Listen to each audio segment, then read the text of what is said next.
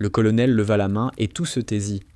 Un battement, puis un autre, comme si la cour elle-même retenait son souffle. Le cri des bottes sur l'asphalte s'éteignit, les voix se figèrent, et le soleil matinal paraissait hésiter à travers les nuées de chaleur au-dessus de la base. À cet instant précis, quelque chose d'ancien se rompit. Un semblant d'ordre devint un point de bascule.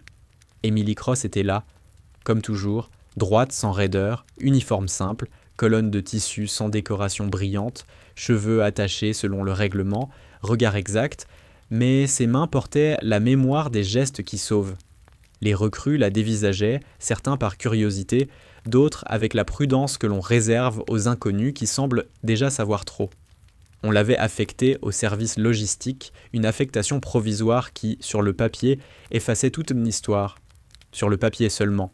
Avant qu'on entre dans le vif du sujet, dites-nous en commentaire d'où vous nous regardez, laissez un pouce bleu et abonnez-vous pour ne rater aucune prochaine histoire. Le colonel Robert Hensley avançait sur la place d'armes comme on avance quand on ignore qu'on va perdre un peu de maîtrise. Grand, froid, une mâchoire qui ne se plie pas, il avait parcouru 30 ans de campagne sans que son visage trahisse une émotion.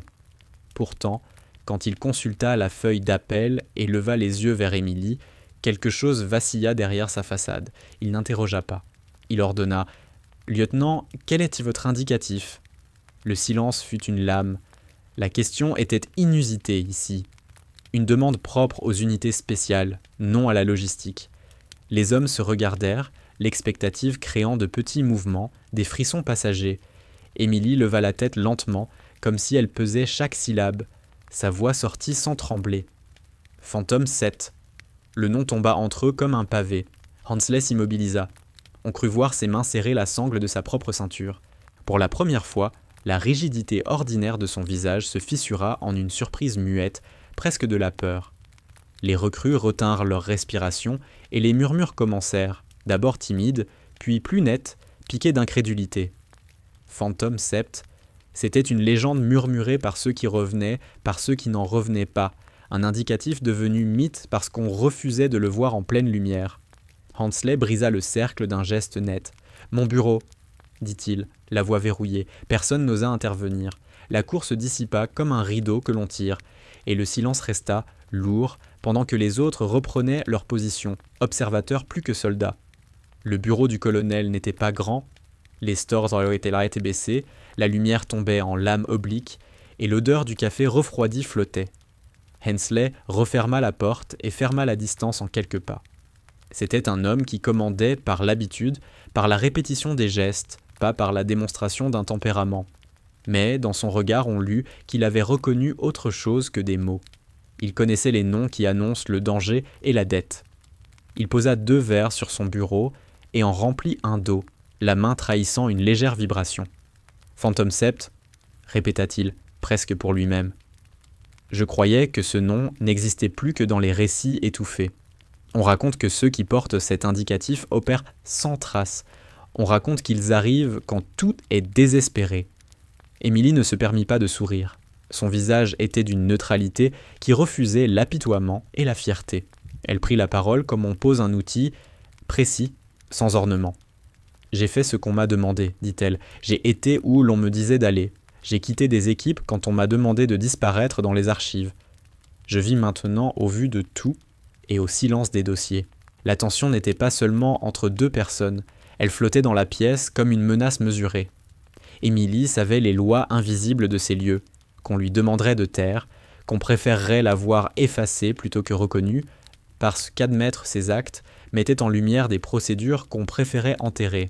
Et Hensley, qui avait vu des hommes se briser et des carrières s'effacer, avait reçu sa part de vérité douloureuse. Il s'approcha, la voix plus basse, et laissa transparaître une fatigue qui n'était pas que personnelle. « Pourquoi ici ?» demanda-t-il. « Pourquoi ce retour, lieutenant ?» Émilie respira. L'air était sec, presque coupant. « Parce qu'un fantôme finit par vouloir une place où reposer, » répondit-elle simplement. « Je ne suis pas revenu pour les feux, colonel, je suis revenu pour que le fantôme puisse un jour se taire. » Il y eut un instant où leurs regards se croisèrent.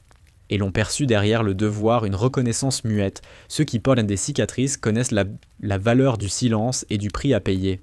Hensley inclina la tête, comme pour consigner ce pacte muet entre eux, puis, d'un geste sec, ordonna le retour à la formation.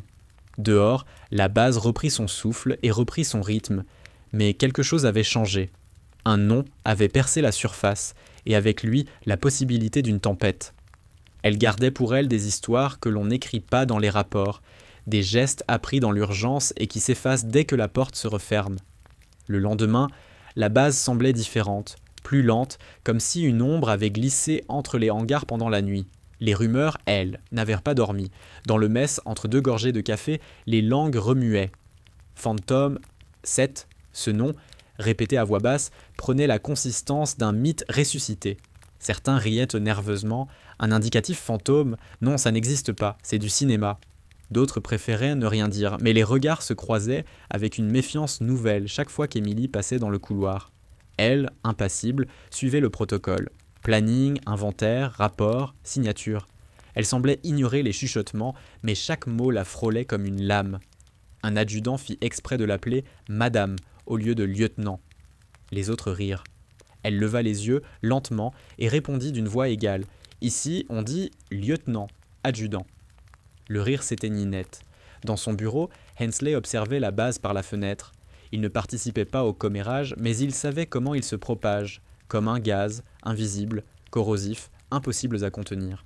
Il avait voulu protéger son secret en la convoquant discrètement, mais c'était trop tard. Les murs avaient tchum des oreilles et l'armée déteste ce qu'elle ne peut classer. Il la fit appeler. Quand Émilie entra, il ne leva pas immédiatement les yeux. « Asseyez-vous », dit-il en consultant un dossier. Elle resta debout. Le silence dura plusieurs secondes. Enfin, il posa le stylo. « Le capitaine Monroe a demandé votre transfert au service administratif. Il dit que votre présence trouble la discipline.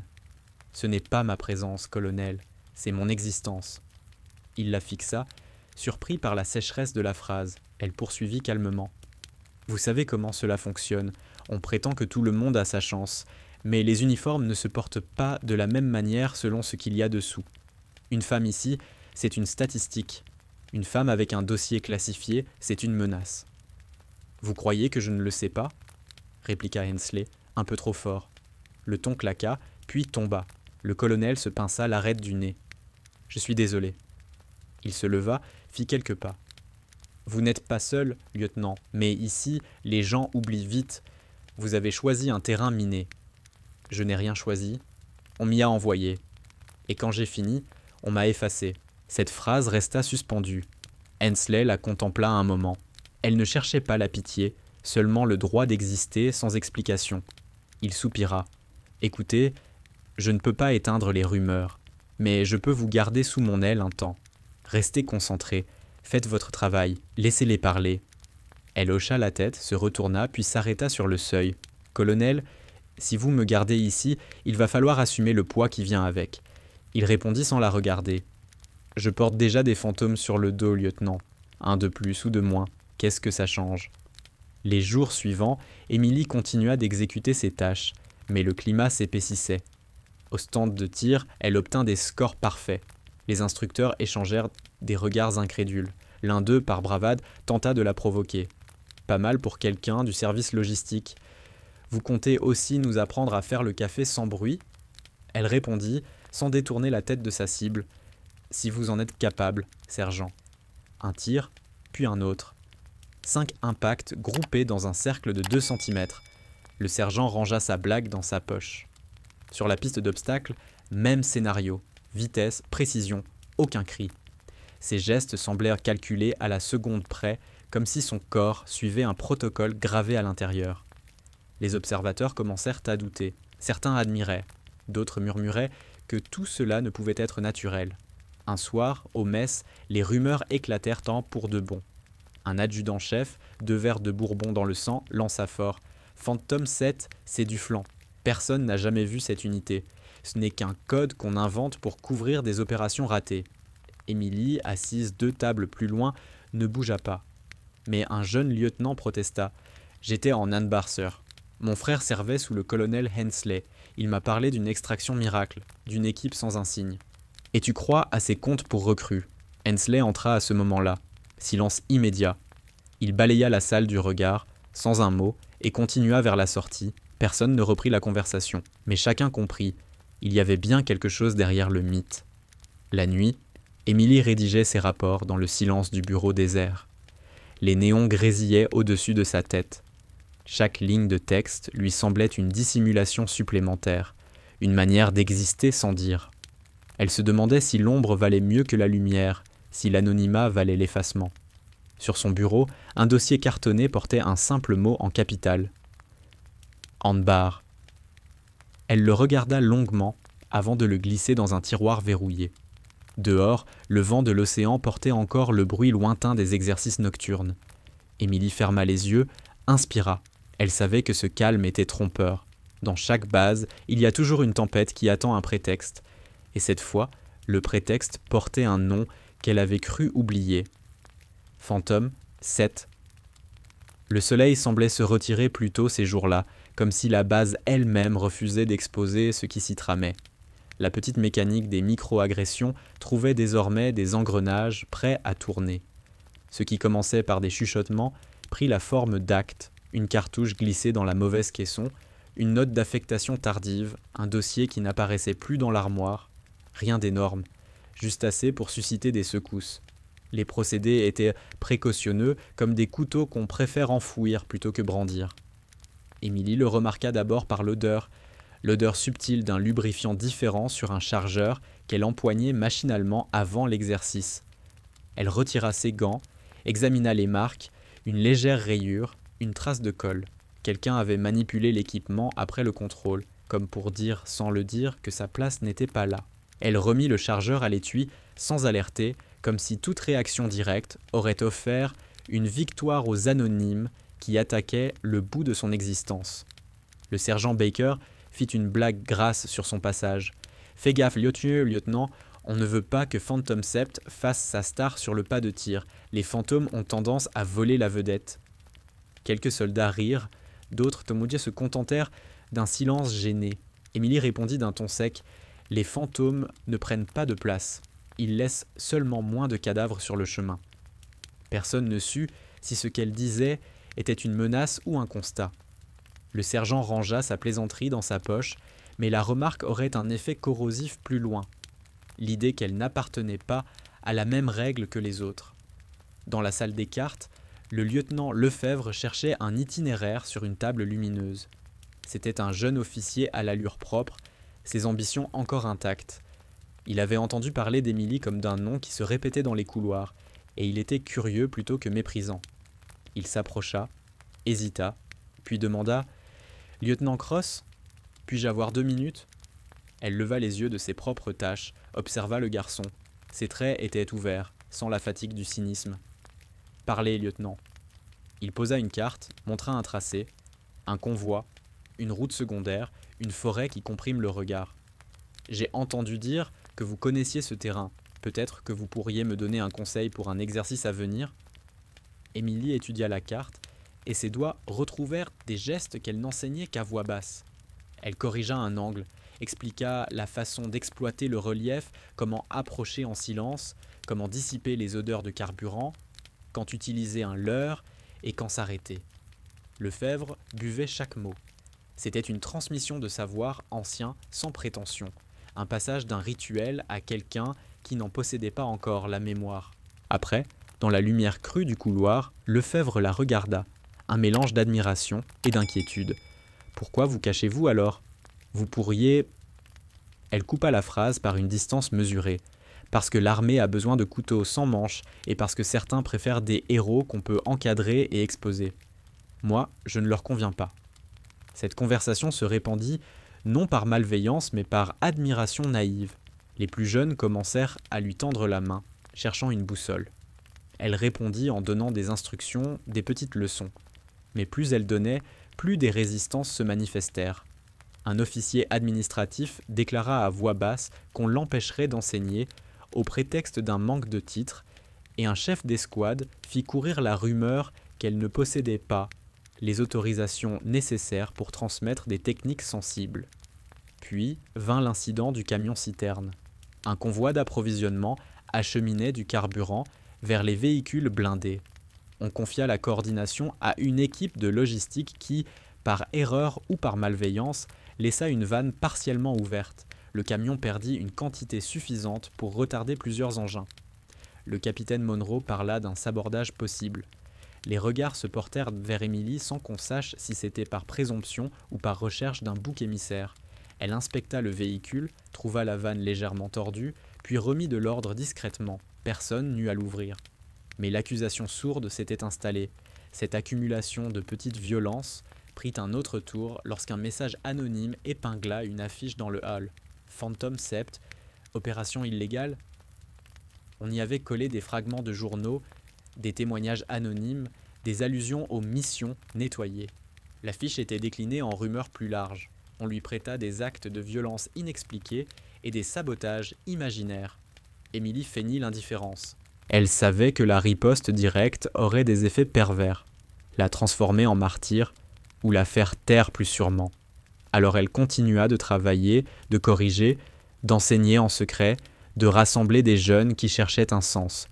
Mais la pression montait. Le moindre faux pas serait interprété comme preuve.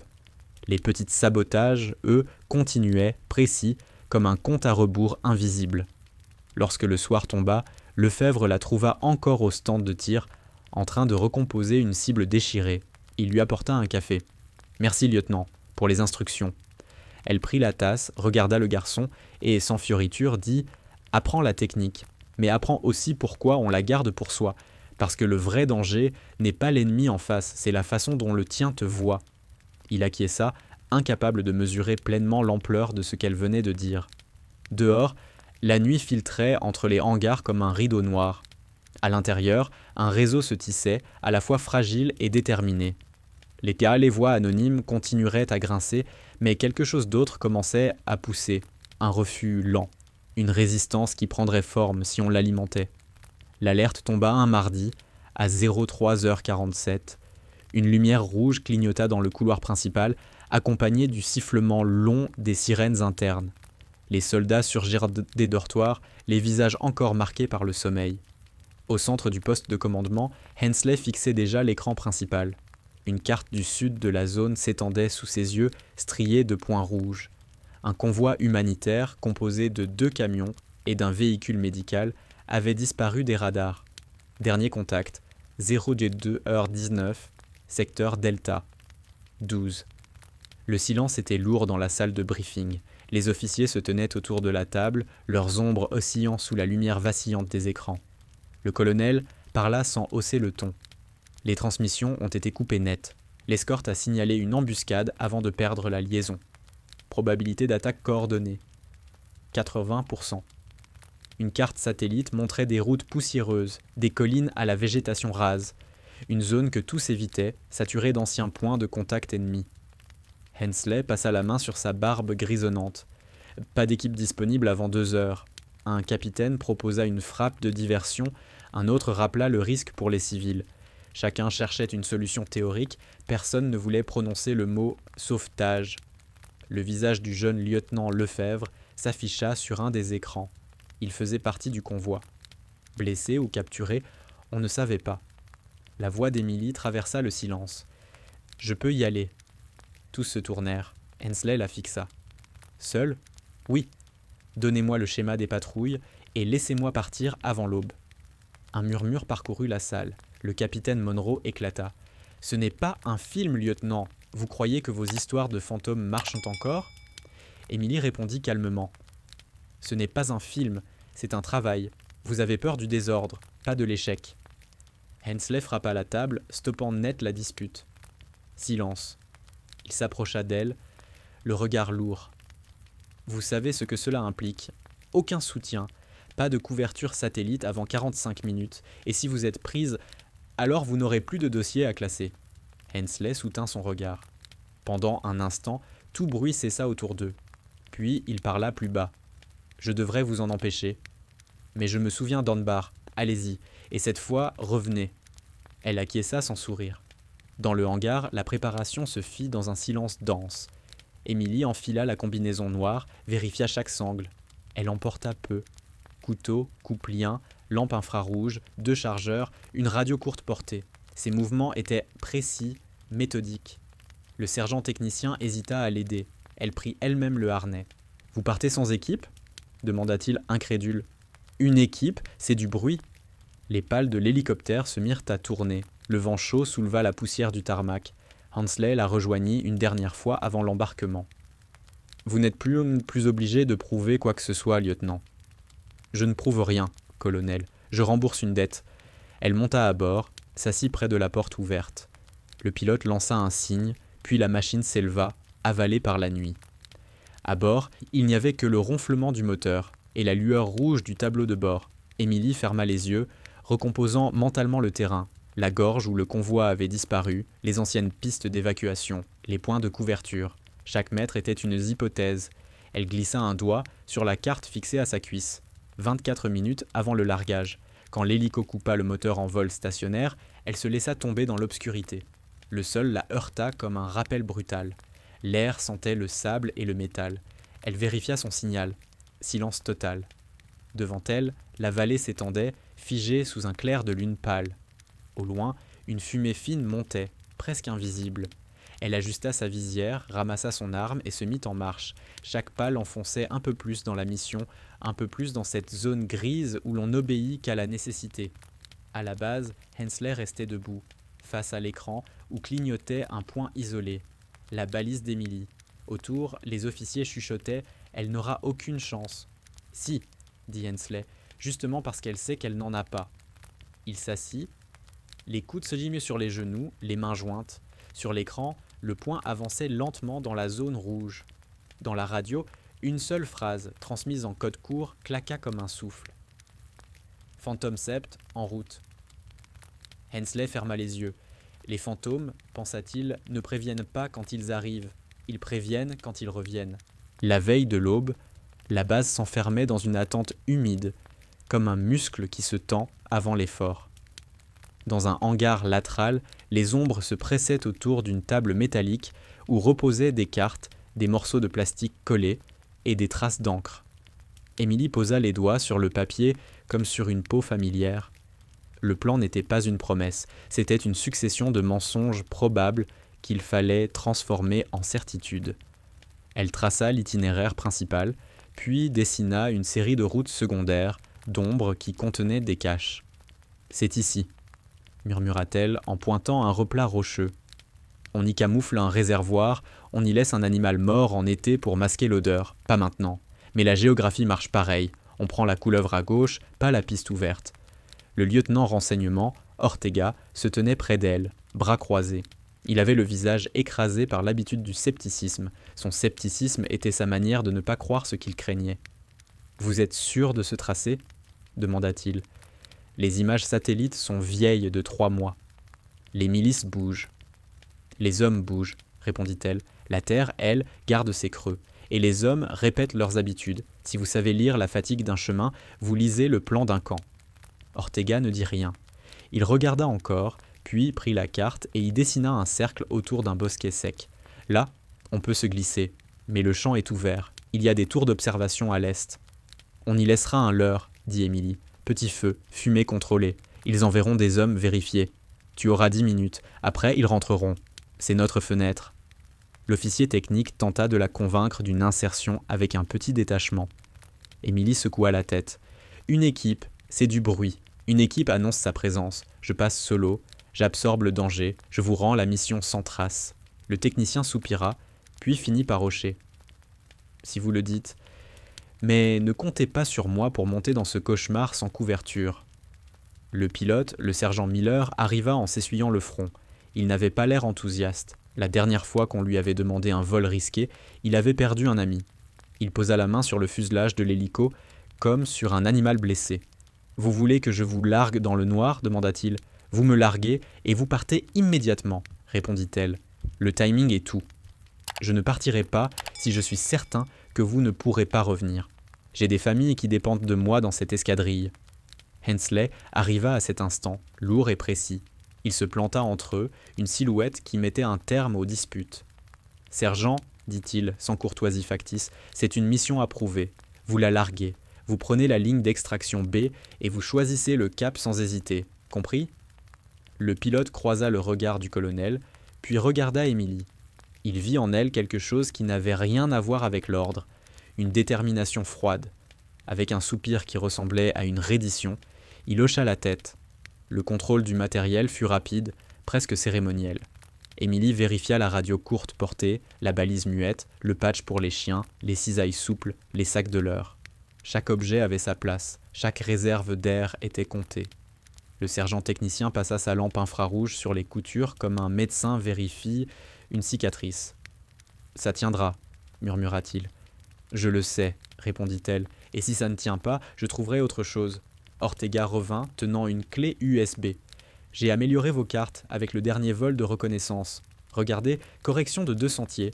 Vous pouvez prendre l'embranchement à 30 mètres après le rocher incliné. » Elle prit l'appareil, le glissa dans sa poche, puis approcha sa main du front d'Ortega comme pour le remercier. Il ne sourit pas, mais ses yeux trahirent un respect naissant. Quand l'hélico sombra vers l'aire de décollage, la lumière rouge du hangar se refléta sur la carlingue noire. Les pales commencèrent à écraser l'air. Une odeur de carburant et de métal chaud monta. Émilie gravit l'échelle, sentit le frottement du tissu, ajusta sa sangle comme on ferme une promesse. Le pilote s'installa, les moteurs grognèrent. Il lança un regard rapide vers Émilie, comme pour s'assurer qu'elle savait ce qu'elle faisait. Elle hocha la tête. Le colonel posa une main sur son épaule, un geste bref, officiel et néanmoins humain. « Reviens, dit-il. Pas pour moi, pour eux, pour toi. » Elle répondit d'un mot, pas un serment, une simplicité. « Je reviendrai. » L'hélico se leva, avalant la nuit. Dans la cabine, la lumière rouge peignait les visages en ombre sombre. L'appareil filait vers l'est, emportant Émilie vers un lieu où le monde se décide en silence. L'hélicoptère s'effaça dans la nuit, avalé par un ciel sans étoiles. À 800 mètres du sol, Émilie se laissa tomber, corps raide, bras collés. Le vent siffla, la friction du tissu cria dans ses oreilles. L'instant d'après, le sol l'absorba comme un choc contenu. Une bouffée de poussière, puis le silence. Elle resta immobile. Respiration courte, battement lent, le monde autour d'elle se recomposait, les bruits du désert, un insecte, un moteur lointain. La lune se levait à peine, pâle, coupée par les nuages. Elle détacha sa voile, l'enfouit sous une couche de sable. Plus aucun signe de passage, chaque mouvement était calculé. Pas un geste inutile, elle ajusta la lunette thermique sur ses yeux, 3 silhouettes à 150 mètres, 2 assises, une debout. Sentinelle, elle resta à plat ventre, ramassa une poignée de poussière, la laissa couler entre ses doigts pour sentir le vent. Direction nord-est. Favorable. Elle glissa entre les ombres. Ses pas ne faisaient pas de bruit. Son souffle s'accordait au vent. Une pierre roula, minuscule. Elle s'arrêta net, le cœur suspendu. La sentinelle leva la tête, cherchant l'origine. 3 secondes, 4, rien. Émilie se remit en marche, à genoux, jusqu'à atteindre le premier talus. Un feu de camp brûlait plus loin. Ses reflets orangés léchaient-ils les silhouettes des gardes. Elle observa. Routine de fatigue, rondes irrégulières. 2 minutes entre chaque passage. Assez pour passer. Elle serra la poignée du couteau, mais ne s'en servit pas. Un geste suffit, la distraction. Elle lança une pierre dans le fossé opposé. Le garde pivota, leva sa lampe. Pendant ce temps, Émilie traversa, invisible. La prison improvisée n'était pas une structure, juste une cage de fortune faite de grillages et de tôles fixées à la va-vite. À l'intérieur, 3 formes. L'une bougeait à peine. Elle reconnut le visage du lieutenant Lefebvre, pâle, couvert de poussière, un pansement grossier sur le front. Il respirait, mais faiblement. Elle s'approcha, glissa une main sur la serrure. Vieille, rouillée, pas de clé, mais un fil de cuivre. Elle le tordit, fit levier, un cliquetis. Le cadenas céda. Elle entra. Lefebvre la vit sans comprendre. Qui... Chut. Phantom Sept, murmura-t-elle, on s'en va. Il hocha encore dans la brume. Elle coupa ses liens, le soutint. Le 3e prisonnier, un civil sans uniforme, la regardait, les yeux ronds. Elle hésita un instant, puis trancha aussi ses cordes. « Vous partez avec nous, » souffla-t-elle. « Si vous parlez, vous mourrez. Si vous vous taisez, vous vivez. » Le civil acquiesça, tremblant. Dehors, la nuit était plus dense. Les patrouilles avaient changé de rythme. Elle le sentit, Le flux du terrain, ce frisson invisible que seuls ceux qui ont survécu assez longtemps perçoivent. Quelqu'un avait remarqué quelque chose. Il fallait disparaître. Elle fit signe, silence total. Ils rampèrent jusqu'à la clôture, se faufilèrent entre les tôles. À 20 mètres, un chien aboya, tirant sur sa chaîne. Les lampes s'allumèrent. Des voix éclatèrent. Émilie poussa Lefebvre dans un fossé. Elle s'aplatit, mit la main sur sa bouche. Des bottes passèrent à quelques mètres, silhouette sombre contre la lumière des torches. Le chien hurlait encore. Alors, d'un mouvement sec, elle lança une petite capsule métallique derrière une ruine. Une explosion sèche, rien qu'un éclat lumineux. Les gardes coururent dans la direction opposée. Émilie en profita. Elle se releva, entraînant Lefebvre, le civil derrière. 3 minutes de marge. Leurs corps se fondèrent dans la poussière, silhouettes avalées par le relief. Ils traversèrent un champ de pierres, se laissèrent glisser le long d'un talus. Le jeune officier haletait. « C'est loin ?»« Assez pour mourir, pas assez pour renoncer, » répondit-elle. Elle vérifia la boussole sur sa manche, cap sud-ouest. La balise d'extraction clignotait encore sur sa montre, à 5 kilomètres. Un gouffre dans ces conditions. Un bruit de moteur éclata derrière eux. Des phares balayèrent dans la plaine. Elle se plaqua contre une paroi, tira Lefebvre à elle. Les soldats ennemis patrouillaient en jeep, cherchant les traces. L'un des projecteurs passa si près qu'elle sentit la chaleur sur son visage. Puis la lumière s'éloigna, avalée par la nuit. Elle attendit 10 longues minutes avant de bouger, chaque minute, 1 an de guerre. Puis, elle reprit la marche.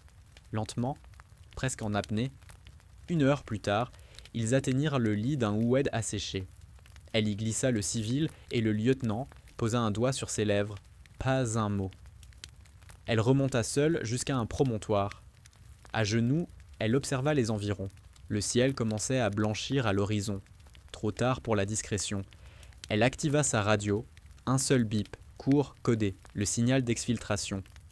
Phantom Sept, canal discret, objectif localisé, extraction urgente. Une voix grésilla à travers le bruit, copié, mais zone compromise, attente de confirmation. Pas le temps, répondit-elle. S'il nous trouve, on ne trouvera rien à extraire. Silence. Puis la voix revint, plus basse. Compris. Fenêtre d'extraction dans 30 minutes. Tenez la position. Elle rangea la radio, regarda vers le ciel vide. Le vent se levait, chassant la poussière. À ses pieds, Lefebvre dormait à moitié, le civil tremblait, perdu. Émilie resserra la sangle de son arme, son souffle régulier comme un métronome. Autour d'elle, la nuit s'effilochait. L'heure des fantômes s'achevait, et celle des vivants recommençait. Le ciel blanchissait quand la fenêtre d'extraction se refermait comme une mâchoire. Émilie sentit l'air changer. Plus lourd, piqué d'une odeur de métal chaud. 30 minutes, et la nuit qui les avait protégés s'effilochait. Elle ramassa Lefebvre d'un mouvement précis, prit le civil par l'épaule et se glissa hors du lit de l'oued, montant en silence vers la crête qui donnait sur la clairière d'exfiltration. À peine eurent-ils gagné le haut que la radio grésilla. Phantom Sept confirmé, rapport de situation. La voix était tendue, hachée par l'alarme. Émilie répondit court, sans donner de latitude émotionnelle. Position, promontoire sud-ouest, 3 à 5, 2 civils, un blessé, demande extraction immédiate. Un silence. Puis, canal commandement, réponse, zone sous surveillance accrue, déviation conseillée, route C, confirmé. Émilie jeta un regard au nord. La première piste d'exfiltration montrait des moteurs lumière Guption à l'horizon. Des phares balayaient déjà la plaine, des silhouettes en marche. Le temps pressait. Route C, c'était un détour long et incertain, un chemin que seul quelqu'un qui connaissait le terrain par cœur pouvait emprunter sans alerter la vallée entière. Elle prit la décision dans un souffle. Route C, j'y vais. Phantom 7 en route. Il y eut d'abord de l'hésitation dans la station-commande, puis un battement plus long. Copié, fenêtre réduite, alerte hélico, cap sur clairière secondaire, arrivé dans 8 minutes. Maintenez la position. 8 minutes. 8 minutes pour traverser des collines qui ne pardonnent pas. Émilie expédia Lefebvre devant, ses mains guidant, ses doigts serrés sur l'épaule du jeune officier, comme pour lui transmettre une cadence. Ils descendirent en file indienne, à distance égale, comme des ombres calculées. Le civil boitait. Elle calait sa vitesse sur la sienne. À mi-pente, le moteur d'une jeep ennemie gloussa derrière eux. Un phare frappa leur colonne comme une lame froide. Émilie se coupa net, plaqua tout le monde contre la terre. Les voix d'un groupe résonnèrent, ordres en arabe mêlés à des jurons. Les hommes tournaient, cherchèrent la trace. Les phares revenaient, croisaient, revenaient. Le sergent Baker avait raison dans sa mauvaise plaisanterie. Le terrain ne pardonne pas la fierté. Elle sentit la peur comme une goutte froide au creux du cou, utile et vivante. Il fallait un leurre, quelque chose qui attirerait l'attention loin d'eux. Elle sortit la petite capsule sonore qu'elle tenait toujours pour les imprévus. Une microcharge, un sifflet mécanique, un leurre sonore qui imiterait l'éclat d'un moteur au démarrage. Elle le lança par-dessus une butte, fit glisser le boîtier derrière un amas de pierres. La diversion fonctionna. Les voix s'éloignèrent, des bottes s'alignèrent sur une autre crête. Ils eurent 2 minutes. Elle valait en de l'or. Émilie se remit en marche, emmenant Lefebvre et le civil comme si le sol était un instrument accordé. Les minutes s'égrenaient, 8 devinrent 5, puis 3. Elle repéra la clairière secondaire, un cercle d'herbes mortes, un promontoire bas, permettant un largage court. L'hélico apparut comme un animal dans le ciel, son ombre glissant sur la terre. Les pales grondaient, une présence violente. Elle leva la main, balisa la zone par des mouvements précis, courbés, mesurés. Soudain, un cri derrière elle, un coup de feu isolé qui fendit l'air. Une plainte aiguë. Le civil s'effondra, une tache vive éclaboussant la pierre. Lefebvre poussa un juron étouffé, son visage blême. Émilie sentit la colère monter, froide, géométrique. Il n'était pas question de désespoir. Elle fit glisser Lefebvre en avant, prit le civil sur ses épaules comme une charrue qui porte une charge et se précipita vers la clairière. Les tirs se multiplièrent, rasants, imprécis. L'hélico balaya la zone d'un mouvement hésitant, cherchant le point d'appui. Le pilote hurla « Descendez! Descendez maintenant !» Émilie sauta, roulant, protégée par la crête manquant de peu une rafale qui transperça le sol devant elle. Elle se sentit frappée par le vacarme, les pales qui cisaillaient l'air, le souffle qui écrasait les herbes mortes. À quelques mètres, le pilote largua la corde. Elle l'attrapa de la main gauche, laissa Lefebvre grimper derrière elle. Puis, avec un dernier effort, elle hissa le civil, le colla contre elle, sentit son cœur battre un instant contre son cuir. À mi-montie, un impact sec secoua l'appareil. L'hélico piqua une fraction de seconde. Des étincelles jaillirent à l'arrière. Les passagers poussèrent un cri.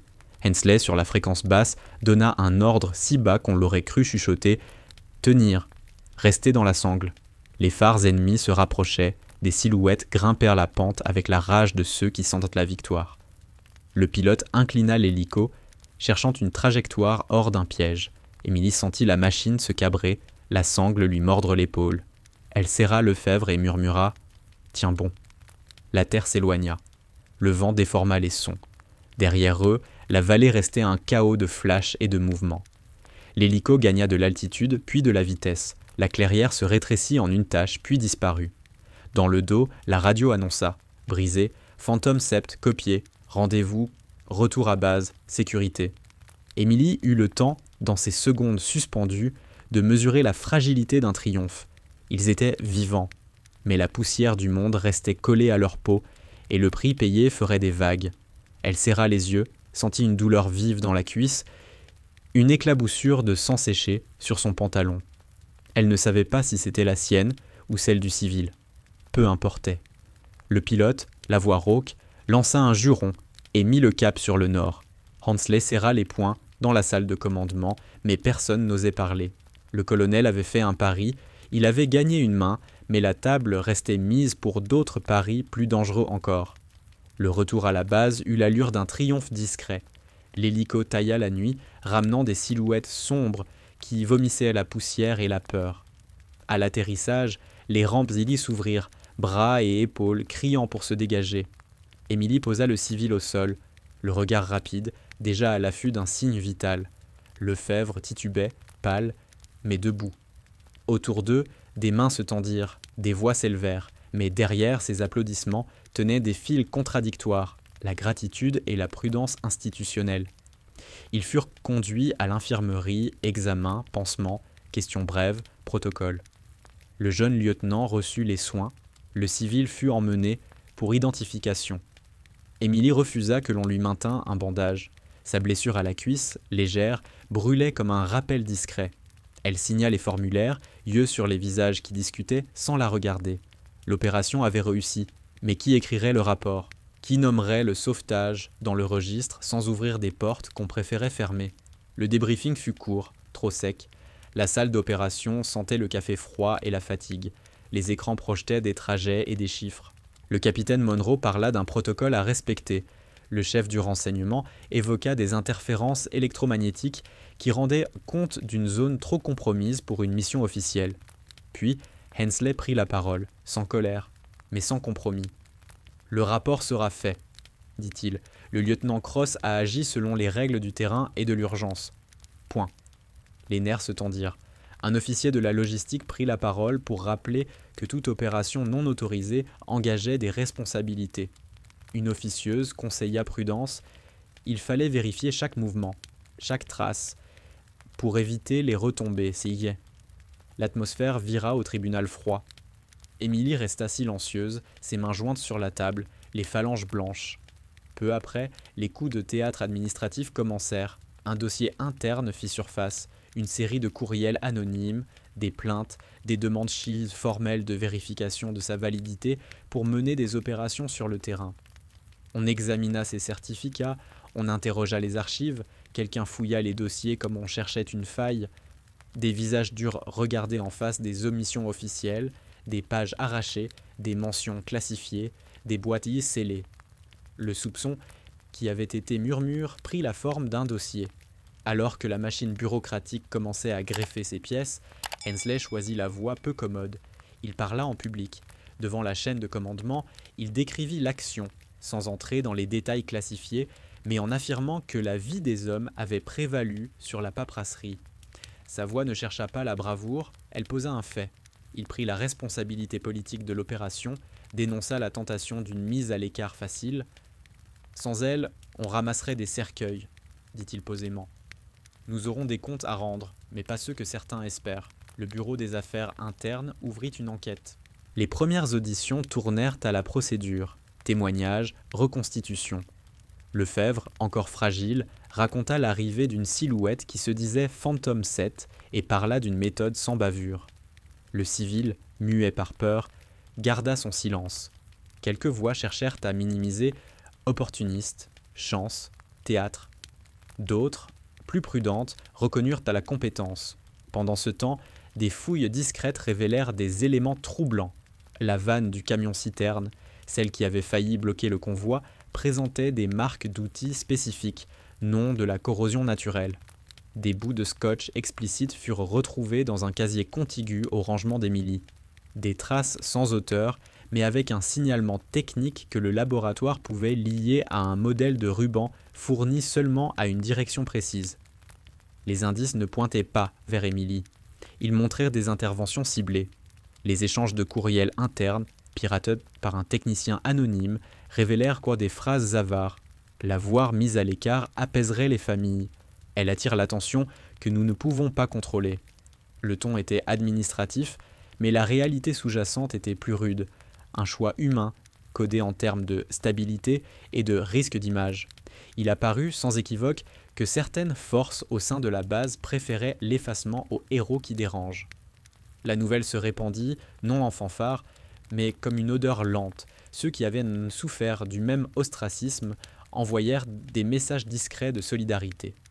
Lefebvre visita Émilie à l'infirmerie, maladroit, sincère. « Si je n'avais pas été idiot, je ne serais pas là, » dit-il. Elle secoua la tête. « Tu étais là. C'est tout ce qui compte. Apprends à te tenir, pas à regretter. » Le poids politique ne retomba pas. On proposa à Émilie un transfert, une affectation administrative pour son bien. C'était la clé de voûte, l'écarter sans l'écraser. Hensley refusa. Il se battit pour qu'on reconnaisse la mission dans les archives, exigeant que l'acte de sauvetage soit consigné sous un code qui protégerait les méthodes, mais honorerait les vies. La bataille ne fut pas totale.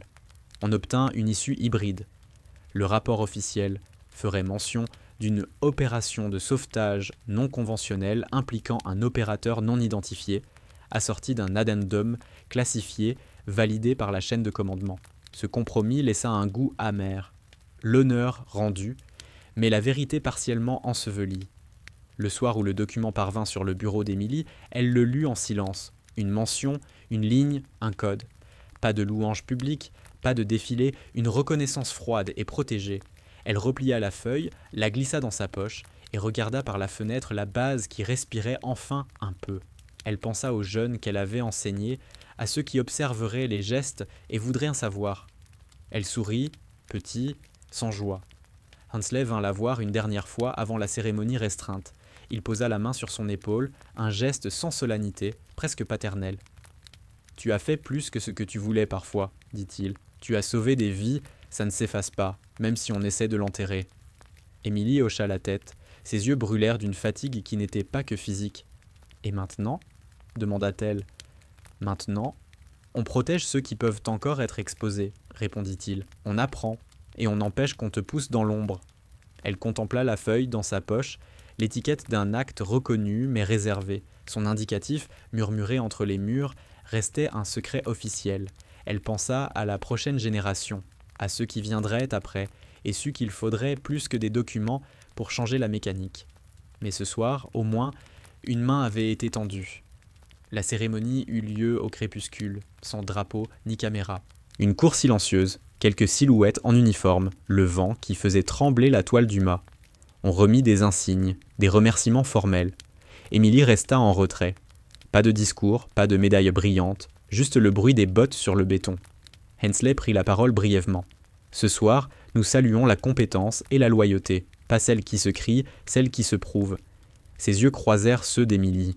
Ce n'était pas un hommage, c'était une promesse tenue. Il savait qu'elle n'attendait pas la reconnaissance, juste que la vérité ne soit pas effacée. Quand tout fut terminé, le ciel vira au violet, les soldats s'éparpillèrent, les lampadaires là se rallumèrent. Émilie resta seule sur la place. Les ombres des drapeaux tombaient à ses pieds comme des blessures cicatrisées. La base semblait respirer plus lentement depuis son retour. Lefebvre s'approcha, en civil. Son visage portait encore la trace d'une cicatrice, mais son regard était clair. « Je pars demain pour une affectation. Ils m'envoient à Toulon. »« Tu vas apprendre à naviguer, alors, » répondit-elle. Il sourit, un peu gêné. « Je voulais dire... merci. » Elle hocha la tête, sans sourire. « Ne me remercie pas. Ce que tu dois, tu le rendras ailleurs, pas à moi. » Il s'inclina et s'éloigna. La nuit tomba complètement. Dans le bureau du colonel, la lumière bleutée des écrans dessinait des ombres sur les murs. Huntsley était assis, les mains jointes. Devant lui, un dossier ouvert portait l'en-tête, Phantom 7, déclassification partielle. Il relut la note marginale, opératrice Eugene Cross, recommandée pour mission consultative auprès des unités mixtes. Quand elle entra, il ne leva pas les yeux tout de suite. « C'est officiel, » dit-il. « Tu ne retourneras pas au front. » Émilie resta debout, droite. « Vous m'enfermez dans un bureau ? Je t'enlève une cible dans le dos, c'est différent. Vous croyez que ça suffira ? » Il la fixa enfin. « Non, mais c'est le seul moyen pour qu'on t'écoute encore un peu. Les ordres ne sont pas toujours des chaînes. Parfois, ils servent à couvrir quelqu'un jusqu'à ce qu'il soit prêt à partir. » Elle prit le dossier. Les pages craquaient, odeur de poussière et d'encre. « Qu'est-ce qu'ils attendent de moi ? Rien. Et c'est ce qui les effraie le plus. Fais ce que tu veux de cette marge de manœuvre. Enseigne, forme, prépare, mais fais-le à ta manière. » Un silence. Puis elle dit doucement. « Et vous, colonel ? » ?»« Moi ? Je serai à la retraite avant qu'il ne décide si j'étais complice ou simplement trop vieux. » Il rit sans joie. Elle sourit cette fois, légèrement. Puis elle referma le dossier, le glissa sous son bras et quitta la pièce. Le hangar était vide, balayé par les courants d'air du soir. L'hélico noir dormait sous une bâche. Émilie marcha lentement jusqu'à lui, posa une main sur la carlingue. Ses doigts glissèrent sur le métal froid. Elle se souvenait de chaque vibration, de chaque bruit de moteur, de la poussière dans la gorge. Le silence, maintenant, pesait plus fort que le bruit. Elle s'assit sur une caisse, sortit un carnet chiffonné de sa poche. Dedans, des notes, schémas, distances, gestes, les fragments d'un savoir qu'on ne lui avait jamais demandé d'écrire. Elle les relut une dernière fois, puis les glissa dans une enveloppe Kraft. Au marqueur, elle inscrivit « Pour l'école des terrains ». Confidentiel. Un pas résonna derrière elle. Huntsley, sans uniforme cette fois, il avait ôté ses galons. « Tu comptes disparaître ? Pas encore, répondit-elle, j'ai des dettes à solder. On ne te laissera pas tranquille. Je ne leur demande pas la paix, je leur demande le temps. Le colonel hocha la tête. Alors prends-le, et fais-leur croire que tu leur obéis. Ils se serrèrent la main. Pas un salut militaire, un adieu d'égaux. Au petit matin, la base se réveilla sous un ciel clair. Dans le bureau administratif, une secrétaire trouva une lettre adressée à Direction Opérations Spéciales, confidentielle. Aucune signature, juste une mention. Méthode d'intervention non létale, adaptation féminine, dossier Cross. Personne ne sut vraiment comment ce document traversa les services. On dit qu'il servit plus tard à fonder un programme d'entraînement mixte dans les forces spéciales, où les cadets apprenaient à opérer sans hiérarchie de genre, sous la devise « Le silence est un camouflage, le respect, une arme ». Le nom Phantom 77 ne figurait nulle part, mais parfois, dans les dortoirs, quand une jeune recrue accomplissait une mission sans bavure, on entendait un sergent murmurer avec un demi-sourire « Fantôme 7 l'aurait fait comme ça ». Et cela suffisait.